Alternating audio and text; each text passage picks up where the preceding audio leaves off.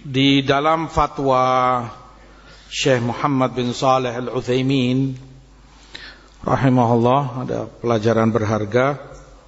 Beliau ketika ditanya tentang tasannut. Tasannut itu ketika orang menyadap pembicaraan orang lain, ya seringnya kalau zaman sekarang lewat telepon, dia sadap atau dia rekam, sehingga dia bisa tahu dalam penelponan ini fulan berbicara ini itu. Beliau katakan ini haram dan tidak ada iskal padanya tentang keharamannya, karena itu termasuk tatollu' ala asrarin nas, mengorek-ngorek rahasia orang. Karena telepon kan gak ada yang tahu awalnya, ya cuman kamu dengan yang kamu telepon. Apa yang kamu bicarakan orang gak ada yang tahu. Apalagi kamu sudah misalnya menjauh atau dengan suara lirih, gak ada yang tahu kecuali kamu dengan yang kamu ajak bicara. Nah, ini dengan cara menyadap atau merekam penelponan, akhirnya dia tahu rahasia pembicaraan yang terjadi. Dan itu beliau sebutkan juga termasuk khianat terhadap amanat. Khianat. Kamu mengkhianati saudaramu. Karena amanat menuntut kamu jaga, gak perlu kamu tahu. Dan tidak boleh kamu korek-korek apa yang dibicarakan fulan dalam telepon, apa yang dia katakan. Bahkan dalam riwayat disebutkan idza haddatsakal insan tsumma altafat fahiya amanah. Orang kalau bicara sama kamu kemudian menoleh, maka itu amanat dari dia. Artinya dia menoleh, dia tidak ingin ada orang lain tahu. Dia bicara sama kamu, ini begini. Dan dia noleh, khawatir mungkin ada yang dekat, ada yang dengar gitu. Tanpa dia katakan ini amanat dijaga ya. Tanpa dia katakan itu, kamu harus paham bahwa ini amanat. Dia gak ingin ada yang tahu selain kamu. Itu amanat dari dia. Bagaimana kamu mau membongkar dan menyebarkannya?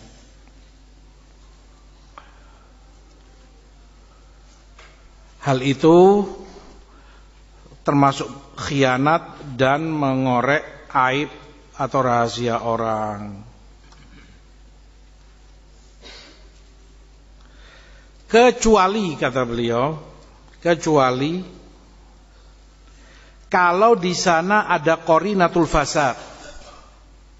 Ada qorinatul fasad, ada qorinah yang mengarah kepada kerusakan, maksiat. Dan itu terkait orang dekat dia atau orang yang di bawah kekuasaannya. Orang yang di bawah tanggung jawab dia, seperti istri dan anak. Seperti istri dan anak, atau termasuk khodimah, pembantu rumah tangga misalnya. Kalau ada korinah-korinah menunjukkan bahwa itu ke arah yang tidak baik, ya ada korinahnya, memang gak sekedar kecemburuan buta, gak ada bukti, gak ada ini. Nah, memang ada korinah.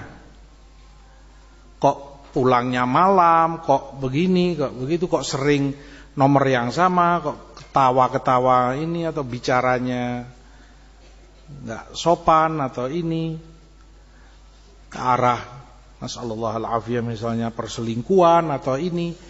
Maka boleh untuk dia melakukan yang semacam itu. Dia rekam atau dia sadap dengan tujuan islah. Entah mau dia nasihati, dia tegur dengan keras.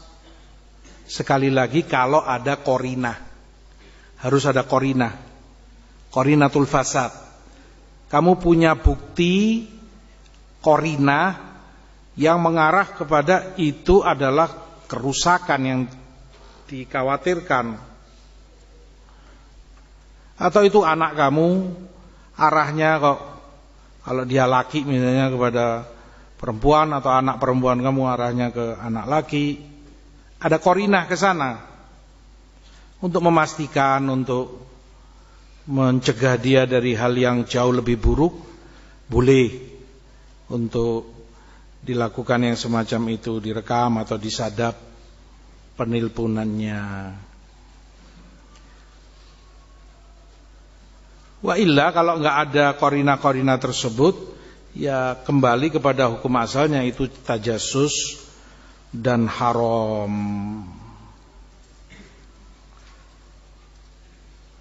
Oleh karena itu beliau nasihatkan, masih Syekh Ibnu Utsaimin, kalau kamu mampu atau bisa menasehati atau ingkarul mungkar, labas. Karena kadang, kata beliau, orang sudah melihat sesuatu yang tidak dia senangi pada istrinya, pada anaknya, apalagi kepada orang lain. Atau mendengar omongan yang tidak dia ridhoi, membuat dia marah, tersinggung karena mengucapkan ini, mengucapkan itu, sampai itu ke telinga dia, sementara dia nggak mampu dan tidak bisa berbuat apa-apa. Maka yang ada kerusakan lebih besar. Yang ada kamu benci, mau tidak mau kamu nggak akan bisa lepas dari itu. Kamu akan emosi, kamu akan merenggangkan hubungan dengan mereka, sementara kamu nggak bisa berbicara, nggak bisa nyampaikan. Makanya as-salamah fi tarkiha. Kalau kamu nggak mampu, ya lebih baik alal afiyah. Ya sudah, kamu nggak tahu kalau apa yang diucapkan, apa yang dikatakan, daripada kamu tahu, kamu melihat, kamu mendengar, tapi kamu nggak mampu dan tidak bisa berbuat apa-apa. Yang ada semakin dongkol hati kamu, kebencian semakin besar dalam diri kamu. Akhirnya yang muncul mihna alal mihna, cobaan menumpuk dengan cobaan yang berikutnya. Itu tadi satu sisi sudah mihna, mereka ada dalam qarinatul fasad. Kamunya ingin tahu, kamu sadap, kamu rekam, tahu sekarang sudah dengar, gak nyangka kamu kok mereka bicara seperti ini, kok terjadi yang semacam ini. Tapi nggak bisa berbuat apa-apa, nggak bisa nasihati, nggak bisa bicara. Muncul lagi permasalahan mihna lain lagi, kerenggangan, tidak bertegur sapa, permusuhan, tidak ngasih muka, menumpuk kejelekan yang satu di atas kejelekan yang lain.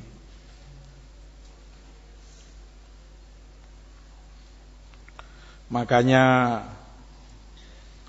dalam riwayat Ibn Mas'ud, Rasulullah SAW sebutkan, la yuhaddithuni ahad an ahadin bisyai'.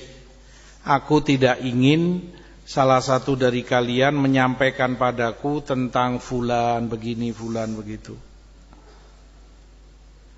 Fa inni uhibbu an akhruja ilaikum wa ana salimus sadr.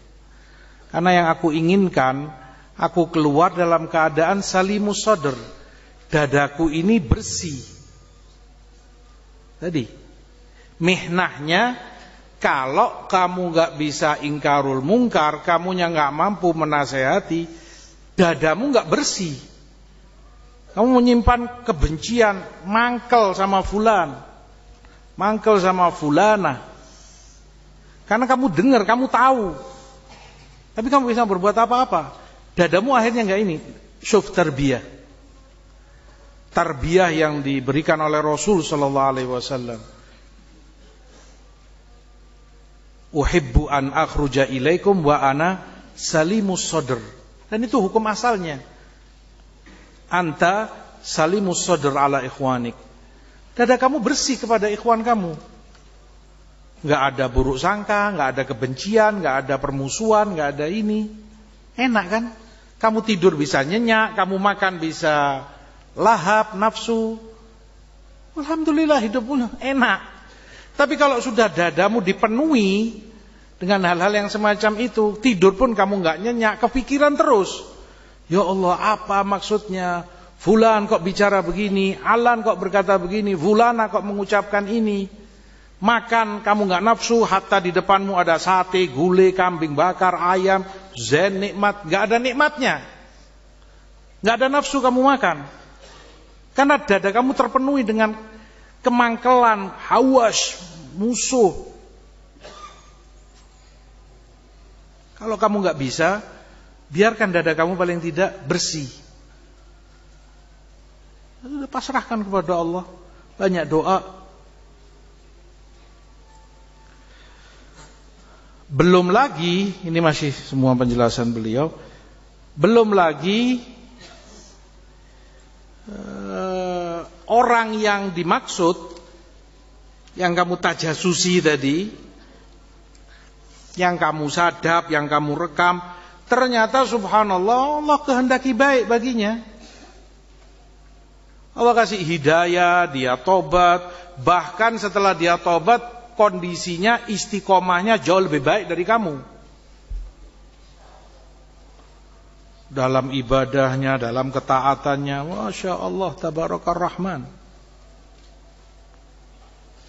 Tapi kamu dari awal sudah kadung terlanjur menyimpan hawas sama orang ini.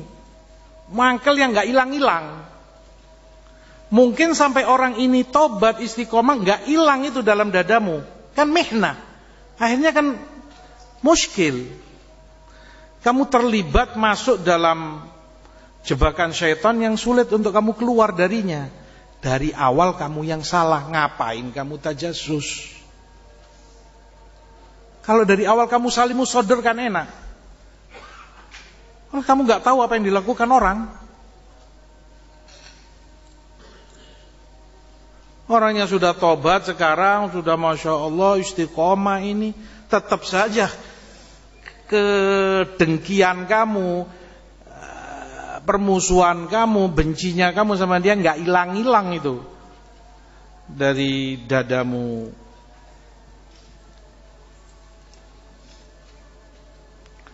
Di sisi lain juga akan tampak itu dalam keseharian, dalam muamalah, ya nggak bisa disembunyikan. Ya nggak mungkin kan kamu sudah dengar fulan berkata ini itu, melakukan ini itu, kemudian kamu masih bisa senyum, masih bisa ini, nggak mungkin. Kamu akhirnya pasang wajah, merengut, nggak ada senyumnya, nggak ada ininya, menampakkan kebencian ini. Dan itu merusak hubungan seperti tadi. Tufsiduhum, kamu merusak hubungan, merusak kehidupan. Kembali lagi karena kamu tajassus, karena kamu nyadap, karena kamu ngerekam. Akhirnya kamu dengar sesuatu, kamunya akhirnya bersikap kepada orang ini. Masang wajahmu, melengos kalau ketemu, gak ada senyumnya. Maka semakin besar permusuhan dan kedengkian terjadi di antara muslimin. Makanya